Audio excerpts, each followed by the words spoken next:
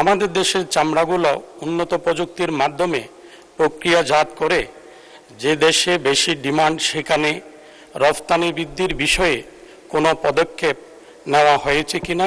মূলত হাজারীবাগ থেকে যখন চামড়া শিল্প স্থানান্তরিত হয় সাভারে, সেই স্থানান্তরের উদ্দেশ্যটা ঠিক ছিল, কিন্তু বাস্তবায়নটা ঠিক হয় নাই, ভালোভাবে হয় নাই। মাননীয় সদস্য জনাব আলহাজ জসিমউদ্দিন আহমেদ, চট্টগ্রাম 14। মাননীয় বাণিজ্য মন্ত্রী মহোদয়ের নিকট আমার প্রশ্ন, বিদেশে চামড়াজাত পণ্যের প্রচুর ডিমান্ড, চামড়া পণ্যগুলো খুবই এক্সপেন্সিভ। আমাদের দেশের চামড়াগুলো উন্নত প্রযুক্তির মাধ্যমে প্রক্রিয়াজাত করে যে দেশে বেশি ডিমান্ড সেখানে রফতানি বৃদ্ধির বিষয়ে কোনো পদক্ষেপ নেওয়া হয়েছে কিনা? মাননীয় স্পিকার, আপনাকে ধন্যবাদ। ধন্যবাদ মাননীয় সদস্য। মাননীয় মন্ত্রী। মাননীয় স্পিকার, আপনাকে এবং প্রশ্নকর্তা সদস্যকে, মাননীয় সদস্যকে ধন্যবাদ।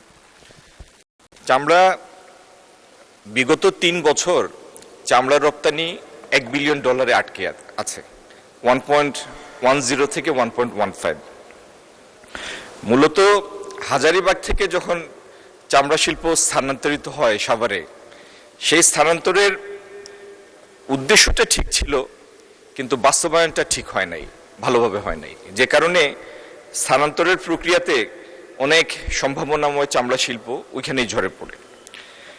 আরেকটি সমস্যা হচ্ছে মাননীয় স্পিকার, এই কারণে চামড়া প্রক্রিয়াজাতকরণের ক্ষমতা আগে যা ছিল তার তুলনায় উল্লেখযোগ্যভাবে কমে গিয়েছে, এবং এটার প্রতিফলনটা পাওয়া যায় প্রত্যেক বছর কুরবানির সময়। কুরবানির সময় আগে যত চামড়া ব্যবসায়ীরা, যত ক্রেতা ছিলেন, ব্যবসায়ী ক্রেতা, এখন সেই পরিমাণটা আশঙ্কাজনকভাবে কমে গিয়েছে, যে কারণে চামড়া সংরক্ষণে সমস্যা হয়। তো আগামী দিনে আমরা যেটি করতে যাচ্ছি, আপনার মাধ্যমে মাননীয় সদস্যকে জানানোর উদ্দেশ্যে বলছি, আমরা শুরু থেকে চামড়াটা যেন ভালোভাবে আমরা আহরণ করতে পারি, সেজন্য প্রথমত প্রত্যেকটা সিটি কর্পোরেশনে আমরা প্রাণী সম্পদ মন্ত্রণালয়ের সাথে সমন্বয়ের মাধ্যমে স্লটার হাউস করব ইনশাল্লাহ। সেখান থেকে জবাই এবং স্কিনিংয়ের প্রক্রিয়াটা যদি যান্ত্রিকভাবে ভালোভাবে সম্পন্ন হয়, তাহলে আহরণের পরিমাণ আমাদের কাছে বাড়বে। দ্বিতীয়ত, সাভারে যে সিইটিপি আছে, সেটির প্রজেক্টেড ক্যাপাসিটি ছিল 25,000 কিউবিক মিটার দৈনিক, কিন্তু বাস্তবে পাওয়া যায় 14 থেকে 16,000। এটির যে দুর্বলতা ত্রুটি, এটি সংশোধন করে এটিকে 25,000 কিউবিক মিটারে উন্নীত করা হবে। আর অন্য যেগুলি একটা নির্ধারিত সাইজের উপরে যতগুলি ট্যানারি আছে, তাদের প্রত্যেকে যেন নিজস্ব ইটিপি করতে পারেন, সেই জন্য কারিগরি এবং আর্থিক সহযোগিতা এই সরকার দিবে, সেইভাবে আমরা পরিকল্পনা করছি।